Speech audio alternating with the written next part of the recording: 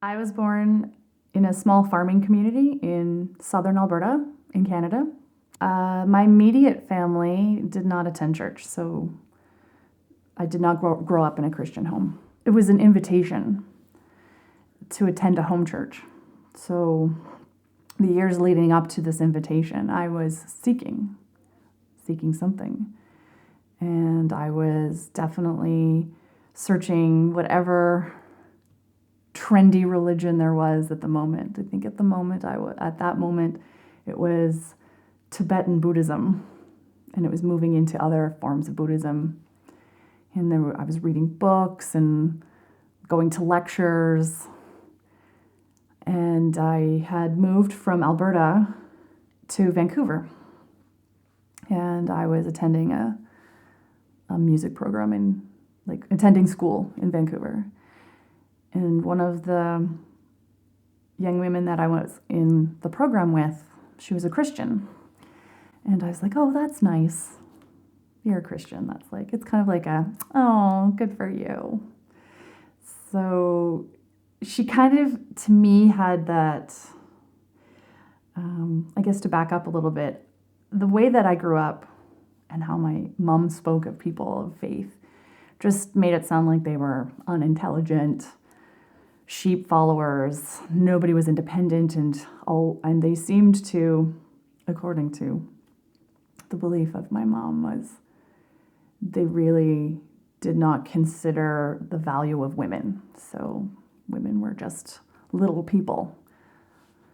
So this young woman in my course was very bubbly, very perky, and seemed quite, innocent. And she's like, I'm a Christian. And the first thing I thought of, oh my goodness, she fits the stereotype that my mom used to speak about.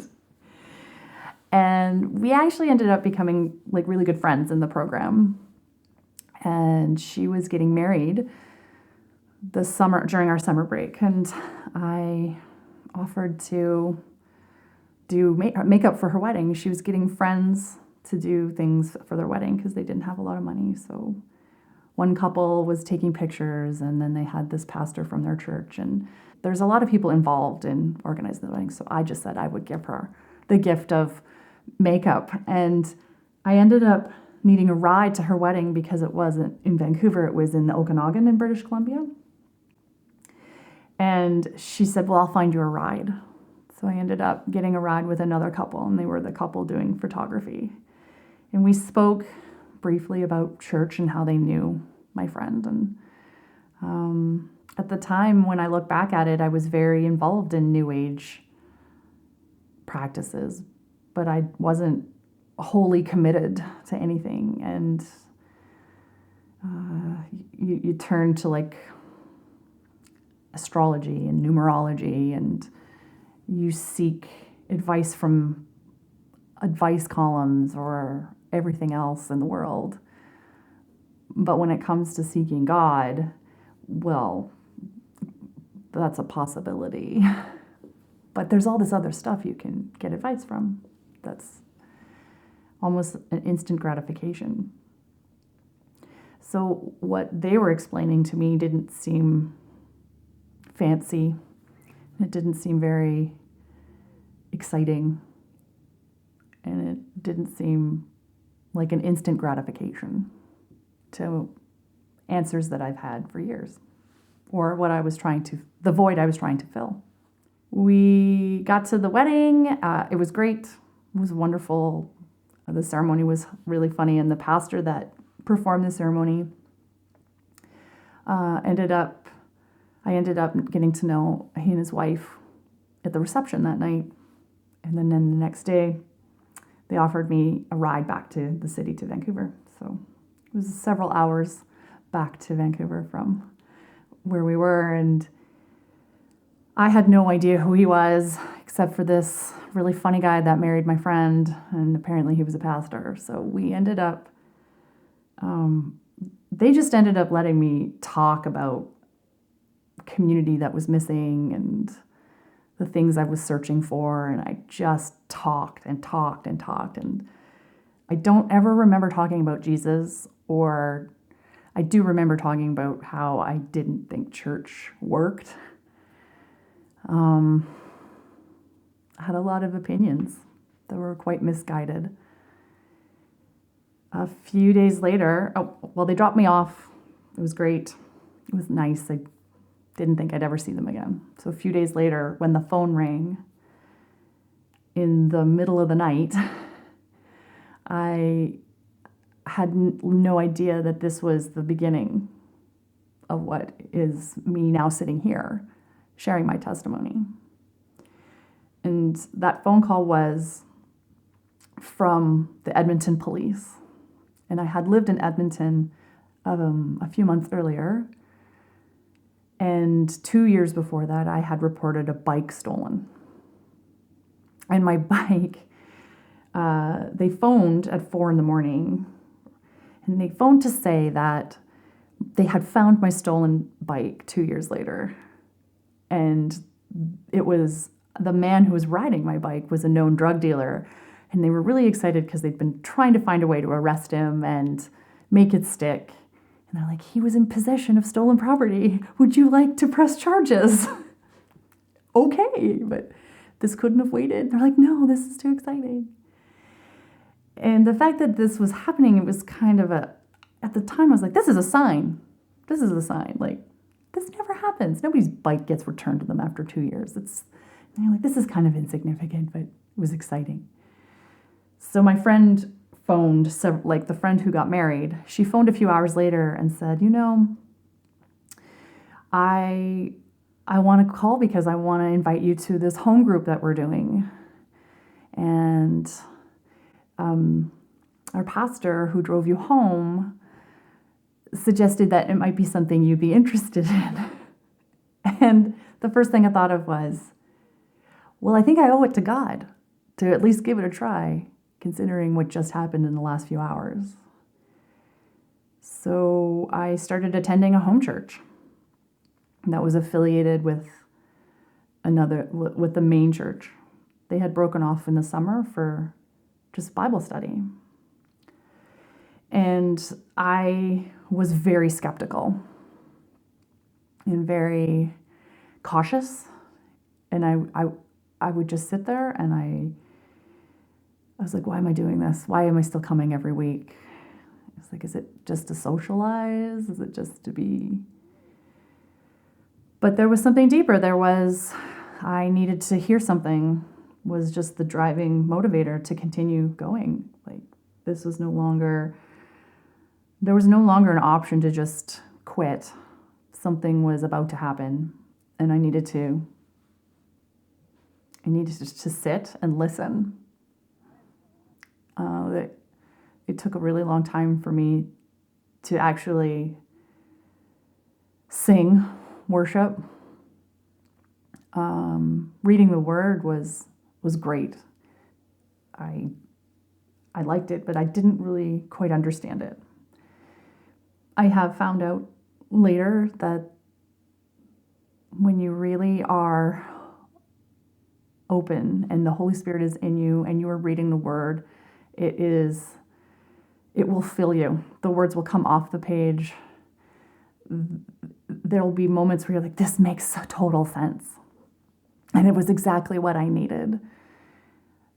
In the beginning, the Bible was just a book. And because of the background I had and the opinions of my family, they was just full of nice stories.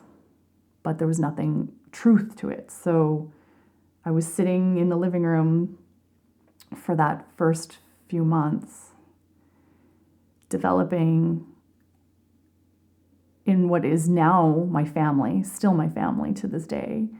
The people that were with me in that small group are still a huge part of my life several years later. But there was a lot of resistance to accepting what I was reading and actually believing that life was going to be better if I totally surrendered to the Lord. There was really just no evidence. There was really nothing that stood out at that moment. But I kept going. So when the summer ended and the groups were finishing, it was time for everyone to go back to church. And I had just started to warm up to the group and the small size of the group. And the pastor who was leading all of us, who I had gotten to know quite well that summer, I just kind of clung on to the congregation, that particular congregation. It was a small congregation at a larger church. There was 3 services, so I just went to one and just showed up faithfully every week, and not knowing quite what was going to happen, and just being open to possibility. So for a very long time, I used to sit in the back row, just like, I wouldn't say glaring, but definitely watching everybody and just kind of seeing how they were acting. I'd never been in a church, and it was a fairly charismatic evangelical type church. So the first time I saw somebody's hands go up during worship and singing, I was like, that's not what's going on. As a musician, I couldn't understand how these people were behaving like this. Like, why are you putting your hands up? And some people would be running around the congregation or just spontaneously dancing in the aisles. And I couldn't even bring myself to stand up. I was just sitting there, just watching it all happen and not understanding why or what was going on. In that very early time, I knew something was about to happen. I knew that it was, you just choose this old life that's been going nowhere and constantly putting stuff in my life, but it just seemed to be emptying out somewhere. So it was just, I would have to say, like, chasing your tail, or just constantly chasing dead end paths. That was kind of my first introduction to church, and to the fact that we all have our own different path, and that it doesn't matter where you are. Like, Jesus has you right where you need to be. God has you right where you need to be. And it took a very long time. It's hard to think back. It's hard to talk about that time because I was in so much pain, so much confusion, and so much had happened to me up until the moment that I chose to start going to church, and then just listening to the word every week and becoming active in service every week, just breaking a chain off every once in a while, just a little link gone. So it was the slow release to freedom.